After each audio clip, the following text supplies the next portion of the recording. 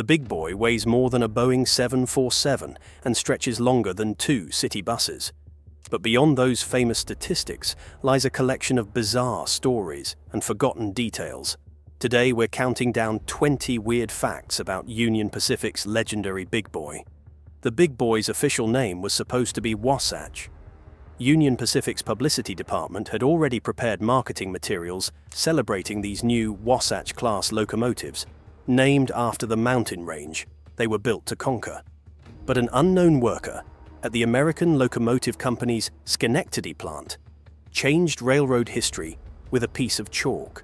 While the first locomotive sat on the erecting floor in early 1941, this anonymous machinist scrawled "Big Boy" in massive letters across the smokebox door. The name immediately captured everyone's imagination. Railroad workers started using it.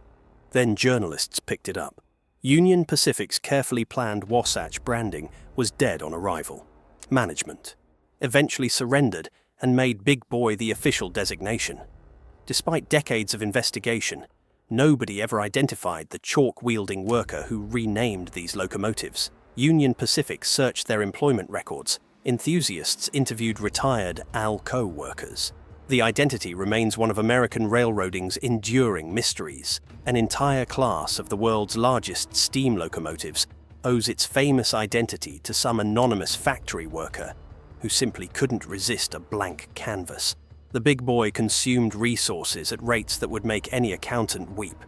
Running at full throttle, these locomotives devoured 11 tons of coal and 12,000 gallons of water every single hour. The automatic stoker could shovel 25,000 pounds of coal into the firebox hourly, a rate no human fireman could possibly match. The tender carried 28 tons of coal and 24,000 gallons of water, which sounds enormous until you realize the math. Hauling a 3,600-ton freight train 40 miles from Ogden to Echo required virtually the entire tender's capacity. Union Pacific crews called this the bathtub drain effect. You'd start with a full tender and watch your supplies vanish like someone pulled the plug. Engineers learned to read their consumption gauges obsessively because running dry meant disaster. The railroad eventually added steel boards around tender tops to squeeze in 4 extra tons of coal capacity. Water stops became strategic operations, with crews timing their approaches to minimize delays at towers. Every minute at a water tank was a minute not earning revenue. The big boy taught railroaders that extreme power came with extreme and unrelenting thirst. The big boy's cab contained more valves and gauges than any previous locomotive in history. Locomotive historian Tom Morrison wrote that the proliferation of controls on the backhead showed that running a big boy was an altogether more complicated and demanding task for the crew. The backhead, that wall of instruments facing the crew, resembled an airplane cockpit more than a locomotive cab. Engineers needed to monitor steam pressure, water levels, air brake systems, cylinder temperatures, and dozens of other readings simultaneously. One observer counted at least 14 visible valves from a single vantage point, and those were just the ones visible from outside the cab. Every valve controlled something critical. The wrong adjustment could starve cylinders of steam, overheat bearings, or damage the firebox. Training engineers on big boys took significantly longer than smaller locomotives because the learning curve was essentially vertical. Crews developed their own mnemonics for remembering which controls did what. Veterans could work the backhead by feel alone, adjusting valves without looking while keeping eyes on the track. That muscle memory took years to develop. Every single first-class big boy logged over 1 million miles before retirement. That's not accumulated across the fleet. Each individual locomotive traveled more than 1 million miles during roughly 18 years of service. Number 4006 holds the record at 1,064,625 miles, equivalent to circling Earth more than 42 times. The entire fleet accumulated approximately 25,008,054 total miles, roughly the distance from Earth to Venus when the planets are closest together. These numbers become impressive considering the operating environment. Big boys hauled heavy freight through mountain grades, endured brutal Wyoming winters, and faced constant mechanical stress. Union Pacific's maintenance crews deserve enormous credit. Conservative design philosophy meant components lasted longer between failures. When the big boys finally retired, many were still mechanically sound. They died not from exhaustion, but obsolescence. Diesel locomotives simply cost less to operate, regardless of how many miles steam still had left. The reliability was no accident. Union Pacific designed every component stronger, than strictly necessary. Building with wide margins of safety paid dividends across millions of miles. The big boy underwent an oil-burning experiment in 1946 that failed spectacularly. Number 4005 was converted to burn fuel oil instead of coal during a miners' strike that threatened Union Pacific's fuel supply.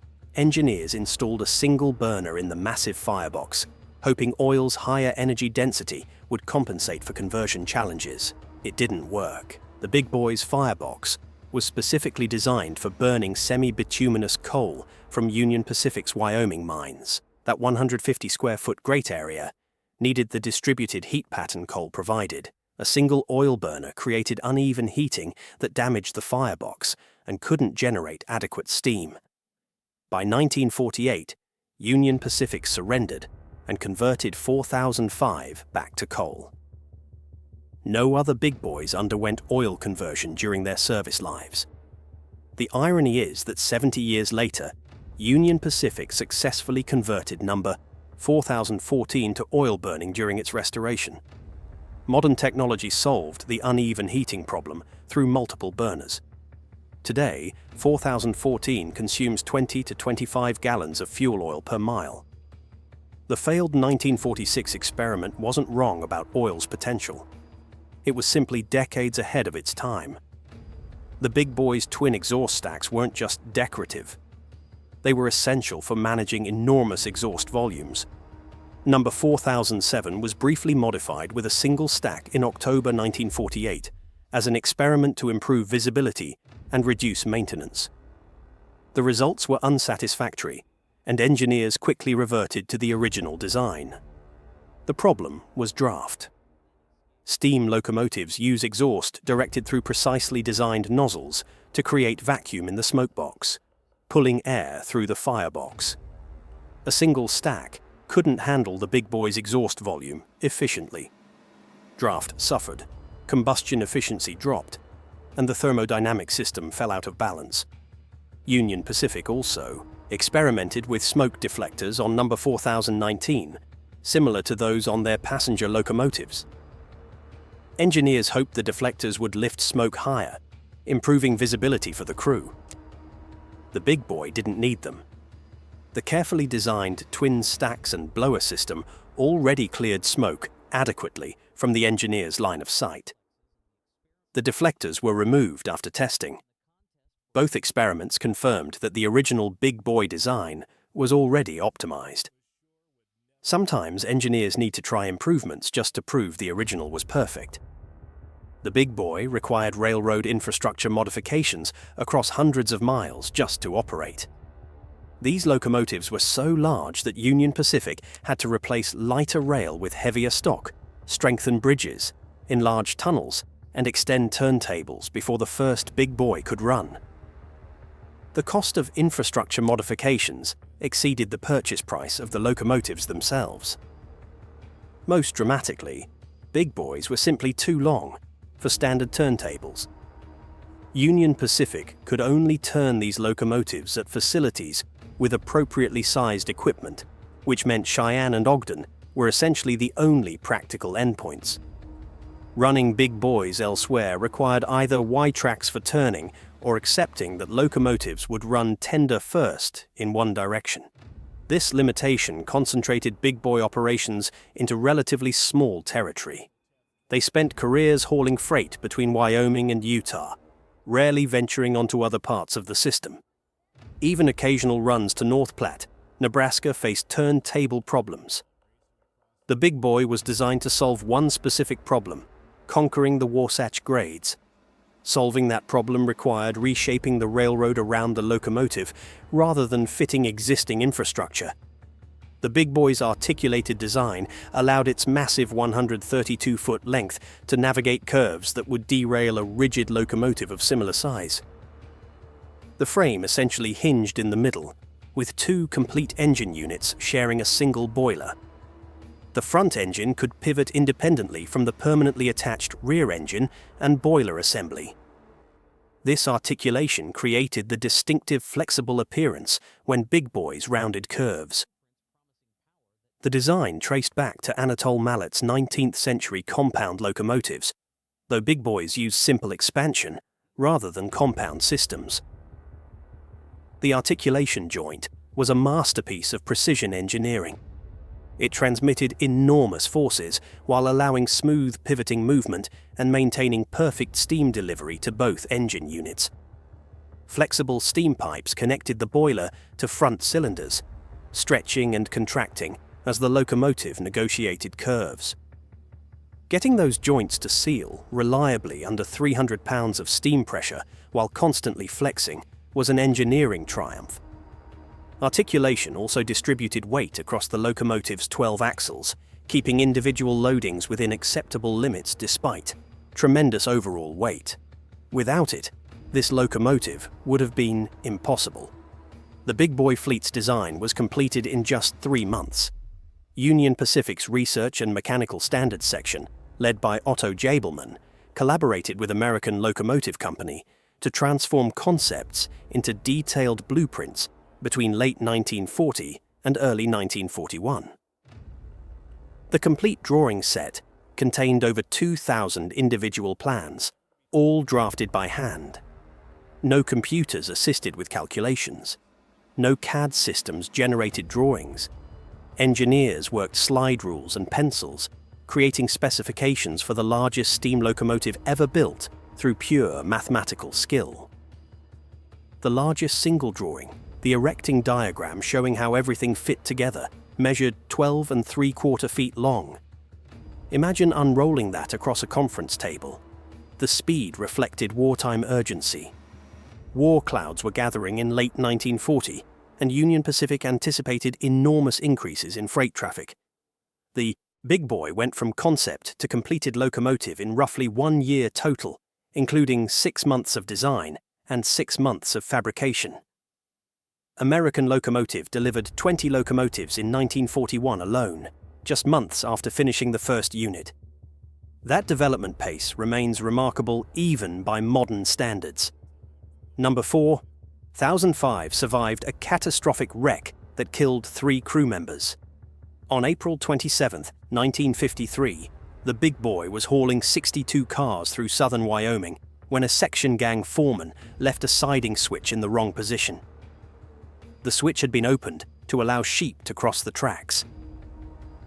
When 4005 hit that open switch at 50 miles per hour, physics took over mercilessly. The 600-ton locomotive careened off the rails and skidded onto its left side, tearing up track and roadbed for hundreds of feet. The tender crushed into the cab with devastating force.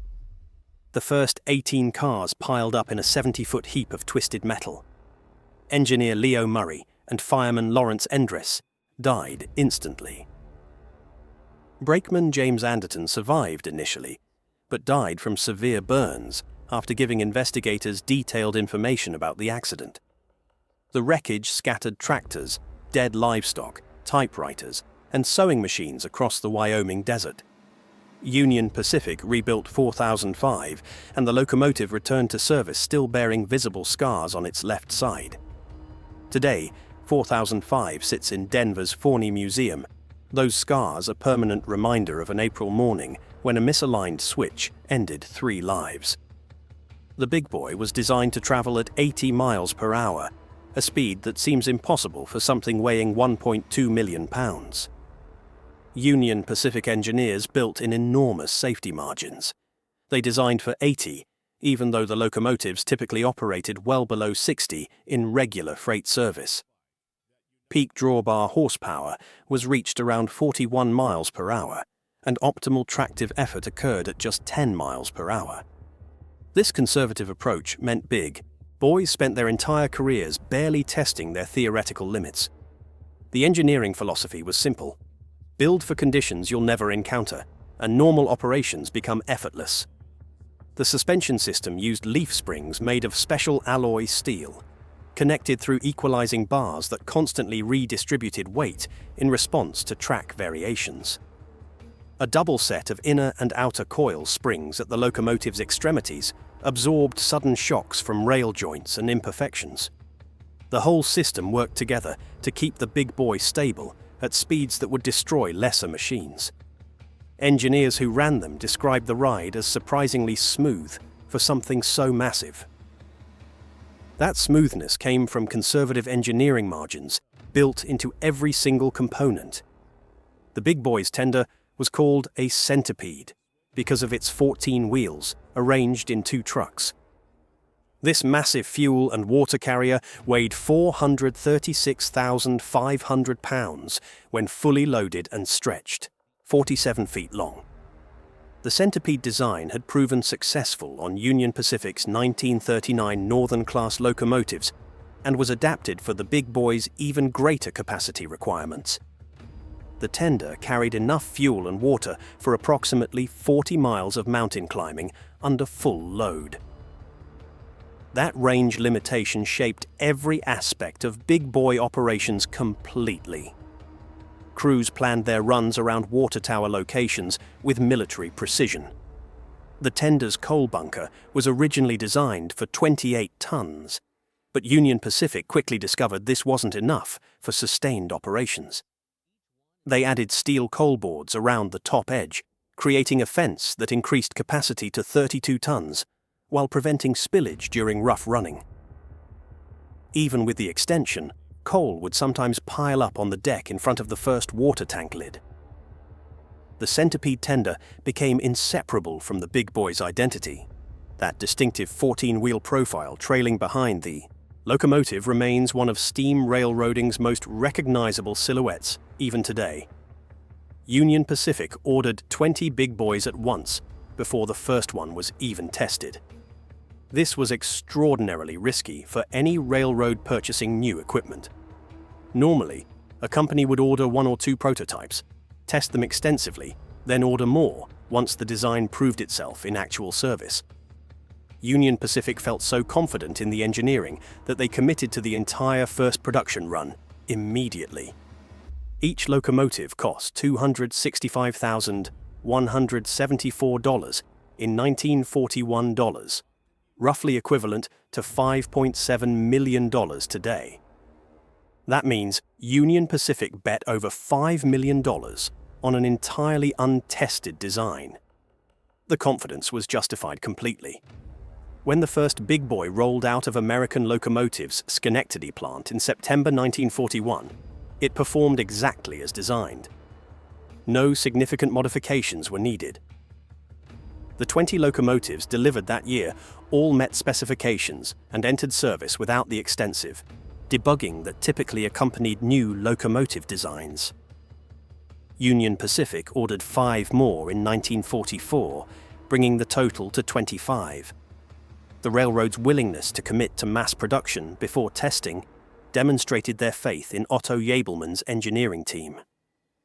That faith proved well placed across millions of miles and 2 decades of reliable service. The big boy weighed more than a fully loaded Boeing 747. The combined weight of the 772,250-pound engine and 436,500-pound tender totaled over 1.2 million pounds. There was brief speculation that the Chesapeake and Ohio's Allegheny locomotives might be heavier, but careful reweighing confirmed the big boy held the record as the heaviest reciprocating steam locomotive ever built anywhere in the world. That weight wasn't randomly distributed. Engineers carefully calculated how to spread 540,000 pounds across the 16 driving wheels, keeping each axle under 67,800 pounds to prevent track damage. The remaining weight rested on the pilot truck's 4 wheels and the trailing truck's 4 wheels supporting the massive firebox. Getting the weight distribution right was crucial. Too much weight in one place would crush rails or cause derailments. Too little weight on driving wheels would cause wheel slip under heavy load. The big boy achieved perfect balance through obsessive engineering calculations, performed entirely with slide rules and mathematical tables. Modern computers could optimize that distribution faster, but they couldn't do it better than Jabelman's team achieved with pencils and paper alone. The Big Boy's firebox was the size of a suburban living room. At 235 inches long and 96 inches wide, it offered 150 square feet of grate area, where coal burned at temperatures around 2,000 degrees Fahrenheit. No human fireman could keep that massive furnace fed manually. The automatic stoker used steam-powered augers to transport coal from the tender through distribution jets that spread fuel evenly across the entire grate surface. The stoker could deliver 25,000 pounds of coal per hour, maintaining the massive fire needed to generate steam at 300 pounds per square inch of pressure. The firebox design specifically accommodated the semi-bituminous coal from Union Pacific's Wyoming mines. This coal had lower energy content than premium grades, requiring larger grate areas to generate equivalent heat. The fire tube stretched 22 feet from firebox to smokebox, and if laid end to end, the tubes from a single Big Boy would stretch over a mile. All that surface area transferred heat from burning coal to water in the boiler. The thermodynamic system was simple in concept, but astonishing in scale. Everything about the Big Boy was simply larger than anything that came before it. Number 4, 1014, sat in a California museum for 57 years before Union Pacific brought it back to life.